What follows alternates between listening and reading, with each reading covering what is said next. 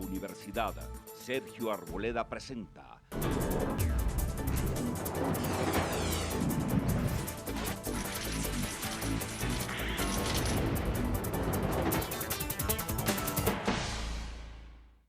Bienvenidos. La agenda política, la agenda nacional se sigue moviendo en torno de dos grandes ejes de discusión en esta semana. Por supuesto, el proceso de paz en La Habana con sus desarrollos y vicisitudes y la recta final de la reforma constitucional llamada de equilibrio de poderes. Dos invitados de primera línea para que podamos analizar estos temas y a través del diálogo entender para dónde van, qué puede ocurrir, orillas muy distintas.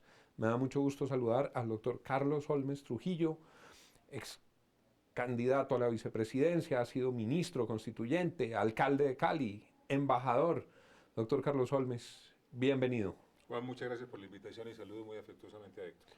Gracias. Marcado en su divisa, como dicen en las corridas de toros, con la divisa del Centro Democrático. Y el doctor Héctor Riveros, un constitucionalista muy reconocido, analista, panelista y además director del Instituto de Estudios Liberales. Así es. Marcado con la divisa roja. Marcado con la divisa No roja. se quejará del color del panel. Que de la que venimos todos, ¿no? De la que venimos todos. De la que venimos todos. Allá hemos ido todos. Proyecto de equilibrio de poderes, doctor Carlos Holmes, le doy a usted la palabra. ¿Qué opina de lo que está sucediendo con el proyecto y qué cree usted que debe suceder en las dos votaciones que quedan? Juan, yo miro con mucha preocupación el desarrollo de los debates sobre ese proyecto. ¿Por qué la miro con inquietud? Porque me parece que ahí no hay nada que conduzca a un equilibrio de poderes, porque me parece que contiene una mezcla dañina entre política y justicia, y porque me parece que escapa a lo que debe ser el debate de fondo que se debe dar en Colombia hoy, que es el debate institucional. Frente a la realidad que estamos viviendo, que lo que indica es que la sociedad colombiana en su gran mayoría no cree en las instituciones, no apoya ni respalda a los poderes. ¿Cuál es la gran reflexión que tenemos que hacer? En mi opinión, esa reflexión debe conducir a que haya una visión de conjunto sobre pasos que le den nueva legitimidad a los poderes y nueva legitimidad a las instituciones. Yo, por ejemplo, sería amigo de que a estas alturas se convocara una comisión de reajuste institucional, porque eso es lo que está reclamando el país. Hubo una comisión de reajuste institucional en épocas del Frente Nacional, Barco, quizás. El presidente Barco Exactamente. convocó. Y el presidente Barco convocó. Es decir, el momento amerita la convocatoria de una comisión de reajuste institucional, porque nadie puede decir que los poderes están en su mejor momento, nadie puede decir que hay gran credibilidad en los poderes, nadie puede decir que hay gran credibilidad en las instituciones. Eso lo que significa entonces es que deberíamos, según mi opinión, abocar el gran desafío de darle nueva legitimidad a los poderes. Doctor Riveros. Juan, mire, yo creo que la reforma de equilibrio de poderes me parece que está bien orientada. Está bien orientada ¿hacia dónde? Hacia remover lo que hoy, digamos, se ha convertido en factor de justamente de deslegitimación de los poderes públicos y resuelve unos problemas que están claramente identificados. Por ejemplo, haber aprobado la reelección inmediata durante el gobierno del presidente Uribe, pues fue nefasto para las instituciones de Colombia. Sobre eso prácticamente no hay discusión, digamos que fue muy malo, independientemente de si algunos, como ustedes seguramente creen que fue bueno haber reelegido al presidente Uribe y que eso sirvió para producir unos resultados. Pero institucionalmente hoy no hay discusión de que eso es muy malo. Hay que quitar eso, porque eso está afectando la credibilidad y la confianza de las instituciones y del poder presidencial en Colombia, que todo el mundo cree que llegado el presidente, como le pasó también al presidente Santos, pues empieza a jugar a ver cómo se queda en el siguiente periodo y eso pues viene toda la discusión de la mermelada, etcétera, etcétera, etcétera, todo lo que tiene que hacer un presidente para quedarse y ganar la reelección. Entonces, eso en primer lugar. En segundo lugar, hay un tema de diseño institucional.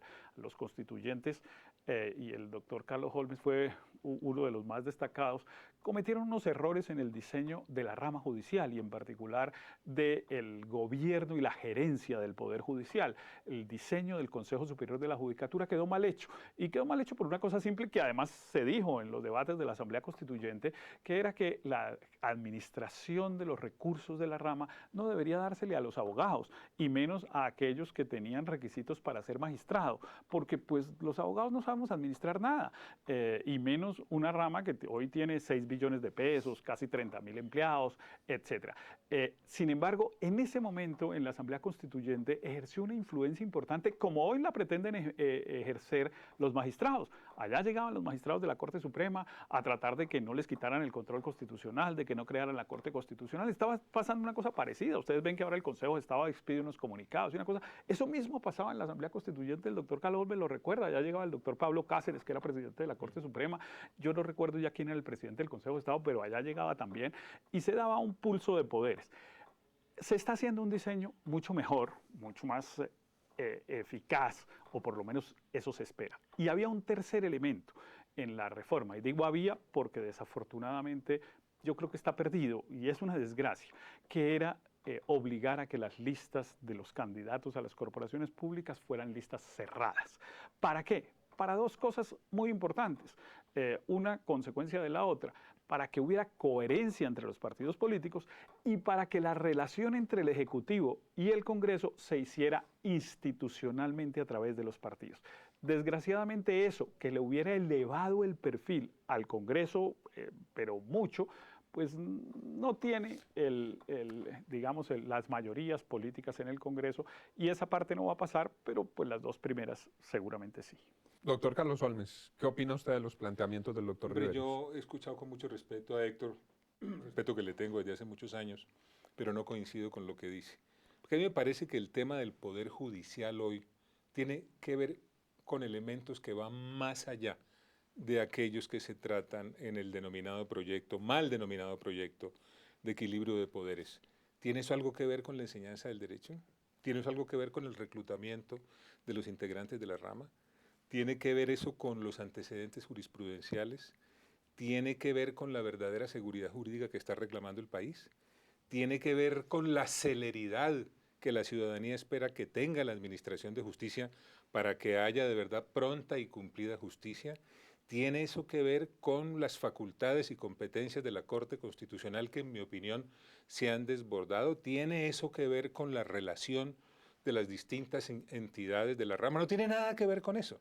Y si no tiene nada que ver con eso, no afecta lo que debe ser el funcionamiento integral del Poder Judicial, que es lo que hoy está en crisis a los ojos de la gente. Hay que tener en consideración que cuando los colombianos en los distintos sondeos de opinión manifiestan semejante incredulidad en el Poder Judicial, lo están haciendo por lo que sienten, por lo que reciben, porque han tenido que tramitar asuntos propios ante las Cortes y no han tenido resultados en los procesos desde el punto de vista de su tramitación. Por eso creo yo que en lugar de meter unos artículos que tengan que ver con la justicia, conjuntamente con unos artículos que tienen que ver con la política, es un gran error, razón por la cual me parece que lo que hay que hacer es crear el ambiente para que se aboque la tarea de reformar integralmente la justicia, que es lo que está reclamando el país. No, Doctor Riveros. pero, doctor Carlos, la verdad es que a la mayoría de las preguntas que usted hace, la respuesta es sí, sí tiene que ver. Comienzo por la última que hizo, que si tiene eso que ver con la congestión y con los tiempos de la justicia para resolver los asuntos. Por supuesto que sí. Uno de los principales problemas, a mi juicio el principal problema de la justicia, bueno, había dos. Uno es el tema gerencial. Evidentemente es que, mire, para tomar una decisión en el Consejo Superior de la Judicatura se reúnen en sala 6 magistrados que, por ejemplo, deciden quién es el contratista del mantenimiento de los ascensores del edificio Hernando Morales en la 10ª con 16 en Bogotá. ¿Y sabe qué? Cuando uno no está de acuerdo con que le den el mantenimiento a una determinada empresa, salva su voto y hace una providencia. Eso es totalmente absurdo. El Poder Judicial, entre otras cosas que reclaman dinero, etcétera, nunca ha pasado del 60% de la ejecución presupuestal en los últimos 10 años. Les asignan una plata y no se la pueden ni gastar porque el esquema administrativo es completamente bloqueado. Ahora, evidentemente en la reforma hay unos temas relacionados, por ejemplo, con el estudio del derecho. Hay la posibilidad de crear el colegio de abogados. Los colegios de abogados son los que tienen la responsabilidad de velar por la calidad de los operadores de justicia, incluyendo los abogados en otras partes del país. Y hay la posibilidad de que se obligue a un examen de estado para poder acceder al ejercicio profesional. Entonces ahí hay unos elementos. Y hay otros que no sé si los mencionó o no en las preguntas porque eran tantas, pero hay unos hay unos que tienen que ver con lo que le ha quitado la confianza a la justicia, que es que, mencionaba uno que es muy importante, con la manera como acceden al Poder Judicial. Claro, ahora hay una rosquita para llegar al Consejo de Estado y a la Corte Suprema de Justicia que está tomada desde la Sala Administrativa del Consejo Superior de la Judicatura. Eso se acaba y el proyecto está hasta ahora proponiendo un concurso de méritos para llegar al Consejo de Estado y la Corte Suprema de Justicia. Un concurso de méritos que, entre otras cosas, los del Centro Democrático son los que más han insistido en que se introduzca. Incluso se utiliza la expresión de concurso de méritos por oposición, que es una expresión española para significar que no es simplemente hacer un examen escrito, sino demostrar otro tipo de habilidades, etc. Entonces, yo sí creo que la reforma atiende muchas de esas preguntas. Hay algunas que no se atienden, entre otras cosas porque políticamente es prácticamente imposible. Le voy a citar uno que, pues sí, que todos reclamamos que se resolviera, pero es difícil, que es si hay una corte que está por encima de las otras. Eso que llaman la corte de cierre, eso que usted reclamaba, la seguridad jurídica, eso solo se corrige el día que se arregle la plana que hizo la Constitución, que fue que por la influencia de los magistrados de la Corte Suprema de Justicia de entonces, no le reconocieron el carácter de corte de cierre a la Corte Constitucional. Eso hay que hacerlo en algún momento, pero tal vez usted recuerda bien que cuando el presidente Uribe intentó hacer eso, pues se le armó la guerra civil con las Cortes en el año 2003 o algo así. Tiene la palabra para la contrarréplica el doctor Carlos Holmes Trujillo después de estos mensajes.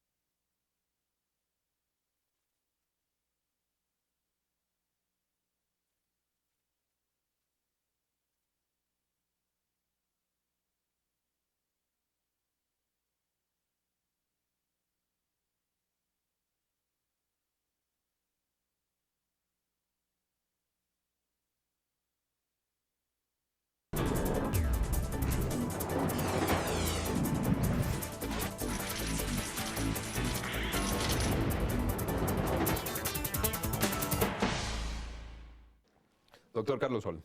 Mire, mi gran preocupación es que por darnos las de pragmáticos nosotros olvidamos lo fundamental. A mí me parece que la gran pregunta hoy es, ¿hacemos una reformita o hacemos la reforma? Le menciono solamente un punto. ¿Qué tipo de juez queremos? ¿El juez ejecutor o el juez creador? ¿Y eso tiene que ver con la seguridad jurídica o no tiene que ver con la seguridad jurídica? ¿Y eso se aboca en el proyecto de equilibrio de poderes? No se aboca. No hay que cerrar los ojos ante la realidad. Este país está reclamando una justicia actuante. Está reclamando que se tomen medidas integrales y bien vale la pena hacer ese esfuerzo, inclusive pensando en escenarios propios para sacar adelante una reforma a la justicia integral. Permítanme les cambio de tema. Usted mencionaba ahora al doctor Vargas Lleras y lo traigo a colación para nuestro segundo bloque sobre el proceso de paz. Algunos dicen, empiezan a presentarse algunos síntomas políticos que pueden indicar algún acercamiento entre el Centro Democrático y el gobierno nacional. Uno fue cuando los miembros de la Unidad Nacional querían inhabilitar a Vargas Lleras y el salvavidas se lo votó Álvaro Uribe. El segundo fue cuando el presidente creó una comisión asesora para la paz e invitó al Centro Democrático a que participara en esa comisión. El tercero fue cuando el presidente Álvaro Uribe, el expresidente Álvaro Uribe, la semana anterior en un video dijo que compartía dos posturas del presidente Santos en relación con la necesidad de que los miembros de las FARC paguen una condena y con poner unas condiciones y unos plazos. ¿Se están acercando, doctor Carlos Holmes, el Centro Democrático y el gobierno? Yo lo que veo, y esta es una tesis que he venido sosteniendo desde hace tiempo, Juan y Héctor, es que van surgiendo unas coincidencias de hecho. Es decir, no son pasos que se den deliberadamente con el propósito de coincidir, pero los hechos han conducido a que se presenten ciertas coincidencias. ¿A qué me refiero?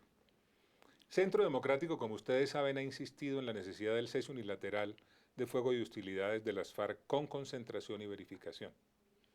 El gobierno hoy está reclamando el cumplimiento del cese unilateral que anunciaron las FARC y violaron. Y las FARC han reiterado, incluso en medio de un clima de opinión muy difícil, la insistencia en la declaratoria del cese unilateral con verificación. Si usted mira esas tres posiciones que encuentra, que hay coincidencia en lo que tiene que ver con el cese unilateral, que hay una coincidencia en lo que tiene que ver con la verificación como idea de mecanismo que resultaría indispensable para garantizar el cese unilateral. Si eso es así, ahí van surgiendo unas coincidencias de hecho que eventualmente pueden conducir a la identificación de posiciones comunes. Veo lo mismo con la paz sin impunidad, por ejemplo. Ustedes saben que Centro Democrático ha abogado por la paz sin impunidad. Usted mira, lee las intervenciones del presidente Santos y es fácil identificar el énfasis que ahora tiene en su discurso la paz sin impunidad. Pero además, frente a la arrogancia de las FARC, que lo que quieren es impunidad total, bien valdría la pena pensar en la posibilidad de identificar una posición común en materia de paz sin impunidad para que eso sea discutido con las FARC en la mesa de conversaciones en La Habana. Coincidencias, de hecho, es lo que yo veo surgir y naturalmente que el presidente Uribe converse con el ministro Néstor Humberto Martínez me parece que es constructivo. Doctor Riveros, la misma pregunta y le iba a mencionar ese último episodio, ¿cómo interpretarlo? La visita del ministro de la Presidencia, Néstor Humberto Martínez, al presidente Uribe en el contexto de todos estos episodios. No, a mí, ahorita le contesto esa pregunta en particular, si no se me olvida, porque preferiría no contestarla, pero prefiero contestar más, digamos, en forma más global. Mire, yo que no hago política electoral, digamos, puedo decir la verdad.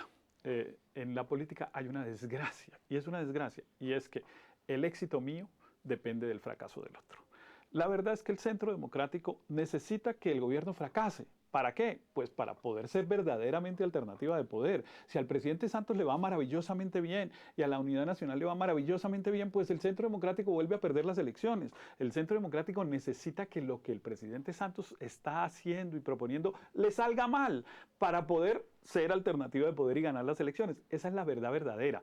Esos cuentos que entre otras cosas, nosotros que nos criamos en la cultura esa del Frente Nacional y ese lenguaje almibarado de que es que si le va bien al presidente, le va bien al país, tal, carreta. En la política, uno es como en un partido de fútbol. Uno le quiere ganar al contrario y uno no celebra los goles de los dos equipos, celebra los del suyo y lamenta mucho los del contrario. Y uno siempre ve que además es muy interesante porque cuando uno está en un equipo, cuando uno es hincha de un equipo de fútbol y está al lado de otro, usted sabe que ve una jugada y usted la ve penalti y el otro no, pero ninguno de los dos está mintiendo. El uno la ve penalti y el otro no. Así es en la política. Entonces, la verdad es que y entonces eso hace que todo sea cálculo. ¿Y qué era lo que pasaba? Lo que pasaba era que al presidente Uribe le estaba yendo muy mal en la opinión pública. Venía en picada, había perdido 20 puntos de favorabilidad en el último año.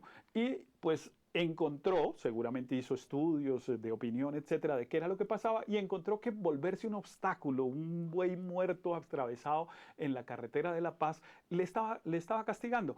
Resultó que con los 11 muertos en el Cauca, eso cambió. Y usted esté totalmente seguro que el discurso del Centro Democrático va a volverse a poner duro en el proceso de paz, porque ese es el cálculo que indican las encuestas. Y entonces ahí lo que hoy estamos diciendo que es que hay unas coincidencias, dentro de 15 días van a volver a ser unas exigencias imposibles de cumplir, porque el Centro Democrático, y digamos, yo no estoy cuestionando el Centro Democrático, me parece que así es. El Centro Democrático en el proceso de paz no hace propuestas, pone trampas. Doctor Carlos Olmis. Pero fíjese usted la diferencia de visión que tenemos. Aquí lo que sucede es que los hechos nos están diciendo la razón, nos están dando la razón. ¿Qué hemos dicho? Si usted sigue conversando en medio de las balas y las bombas, le va a ser muy difícil mantener la mesa de La Habana. Y nosotros no queremos que la mesa de La Habana se acabe. Para efecto de darle sostenibilidad a la mesa y el respaldo de opinión que ese esfuerzo requiere, plantee el cese unilateral con verificación y con concentración. Y ahí es donde surgen unas coincidencias, de hecho, ¿alrededor de qué? Alrededor del planteamiento que Centro Democrático viene haciendo hace mucho tiempo. En relación con la paz sin impunidad, ¿qué es lo que hemos dicho? Lo que hemos dicho es, se necesita que lo que eventualmente se acuerde sea sostenible jurídicamente y políticamente. Y eso solamente es posible lograrlo respetando lo que son las obligaciones del Estado en materia de lucha contra la impunidad, que además obedecen a lo que Colombia ha hecho siempre a lo largo de los años, cada vez que discutió leyes de amnistía y de indulto en los distintos procesos de paz que hemos tenido. Entonces, ¿cuál es la posición de Centro Democrático? Que no está poniendo una trampa, que no goza con los fracasos ajenos. Lo que quiere es que esto salga bien, es que esa es la posición. Y no hemos hecho ningún estudio de opinión internamente. Debo decirle que este debate lo planteé yo por dentro. Yo planteé el debate de la oposición propositiva, hice algunas propuestas relacionadas con algunos puntos en concreto y ahí los hechos han conducido a que el presidente hoy en esta circunstancia diga lo que siempre ha dicho. Ahora dicen, no es que cambió de posición. ¿Cómo así que cambió de posición si siempre lo ha dicho? Centro Democrático lo que ha tenido en este debate es consistencia, pensando en qué, en el trípode sobre el cual se edifica la posición de Centro Democrático, que es urgencia en el desarme y la desmovilización, paciencia en las conversaciones y generosidad en la reinserción. Doctor Rivera. Pero es que yo insisto, son trampas, porque es que proponen un montón de condiciones. Todos queremos la paz, ¿no? Eso es cuento. Pues sí, todos queremos la paz, por supuesto, nos abrazamos y nos queremos mucho, pero es que eso no es lo que está en discusión. Lo que está en discusión es qué es lo que el Estado y la sociedad colombiana está dispuesto a dar a cambio de que la guerrilla deje de ser guerrilla. Eso es lo que está en discusión. Y lo que se ha propuesto de parte del Centro Democrático y de toda la gente que está oponiéndose al proceso de paz, es que no se haga ninguna concesión, que las FARC se rindan. Es decir, que logremos en el proceso de paz lo que no logramos con las armas, porque llevamos 50 años tratando de que las FARC se rindan y no lo hemos logrado. Y ahora el Centro Democrático y el presidente Uribe quieren que ocurra eso en la mesa de negociación, pero con una desgracia que es, digamos, lo que yo ahí sí critico desde el punto de vista ético, es que nada de lo que el Centro Democrático le parece hoy inaceptable, nada de eso dejó de estar dispuesto el presidente Uribe a ofrecerlo y a dárselo a la guerrilla. El presidente Uribe siempre estuvo dispuesto a hacerle más concesiones a las guerrillas de las que le ha hecho o les ha ofrecido o les puede dar el presidente Santos. Les ofreció asamblea constituyente con un boletín oficial salido de la presidencia de la República en el año 2006. Les ofreció una asamblea constituyente. Ustedes recuerdan tal vez el espectáculo grotesco recibiendo a un guerrillero e invitándolo por cuenta del presidente Uribe a que durmiera en la suite presidencial del banco del Hotel Tequendama. Ustedes tal vez recuerdan eso. Ustedes recuerdan cómo recibía a Karina, que era prácticamente una de las más sanguinarias guerrilleras de las FARC. Pero además también recuerdan el proyecto original de Justicia y Paz con los paramilitares en el que les ofrecía total impunidad. Es decir, todo lo que hoy dicen que no se puede hacer, que terrible, que espantoso, todo estuvo dispuesto a darlo el presidente Uribe. Por eso yo digo, es mejor que decir la verdad. Esto se trata de un cálculo político, no de posiciones, ni de convicciones ideológicas, ni de posiciones éticas. No, están tratando de ponerle trampas al proceso de paz. En aras de la transparencia en este debate con posiciones tan contrapuestas, tengo que decirles, nos quedan 2 minutos para que cada uno haga su conclusión.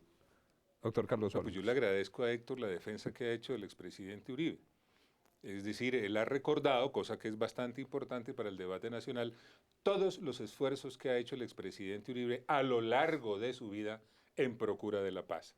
Y es precisamente esa trayectoria la que le da mayor valor a las posiciones que hemos venido defendiendo, porque lo que buscan es, primero, que haya apoyo de opinión a las conversaciones que se están haciendo en La Habana, porque nosotros no queremos que el presidente Santos se levante de la mesa, como tuvo que hacerlo el presidente Gaviria en su momento, o como tuvo que hacerlo el presidente Pastrana en su momento. Y queremos que lo que eventualmente se acuerde sea sostenible jurídicamente y sostenible políticamente.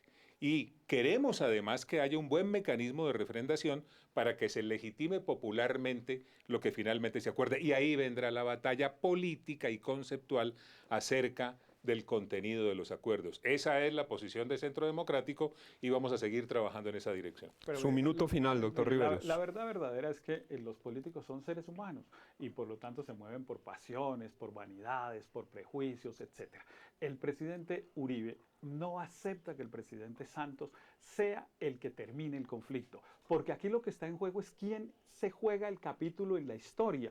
Yo me preguntaba en una columna de hace algunas semanas cómo será el capítulo de la historia del texto de historia que le enseñan a los estudiantes de 9º grado dentro de 30 años o de 40 años. ¿Cómo se va a evaluar el gobierno del presidente Uribe y cómo se va a evaluar el gobierno del presidente Santos si es que logra la paz o si no la logra? Evidentemente, pues el capítulo en la historia de Colombia se juega no el que le pegó duro a la guerrilla, como evidentemente lo hizo el presidente Uribe, etcétera, sino el que logra firmar la paz. Y por lo tanto, y por eso, entre otras cosas, el expresidente Pastrana también se opone, porque él sale y dice, no, acuérdense de mí, todos quieren salir en la foto. Y por eso ahora al Centro Democrático le dio por decir una cosa que es increíble, que es que ojalá se demoren harto, porque confían en que lleguemos hasta el 2018 para ganar las elecciones y entonces en ese momento sí hacer la paz. ¿Usted me permite concluir con una anécdota histórica? Sí, con la venia de los patrocinadores. Hágale, doctor Carlos Olmos. Al expresidente Alberto Lleras Camargo lo invitó la Academia Colombiana de Historia a formar parte, a ser uno de los miembros honorarios. Le escribieron y el expresidente Alberto Lleras contestó de la siguiente manera. Les agradezco inmensamente esta honrosa invitación que me hacen, pero desafortunadamente tengo que declinar la invitación. Y declino porque ser protagonista de la política todavía hoy, a pesar de mi retiro, me indica cómo se deforman las cosas de manera inmediata. Así que ni pensemos en lo que será el balance histórico después. Pero mejor vayan pensando. Vamos pensando cómo será la historia. Muchas gracias, doctor Carlos Olmos. Muchas gracias, doctor Riveros, por este debate franco y vibrante. Y a ustedes, muchas gracias por habernos acompañado en el día de hoy. La Universidad Sergio Arboleda presentó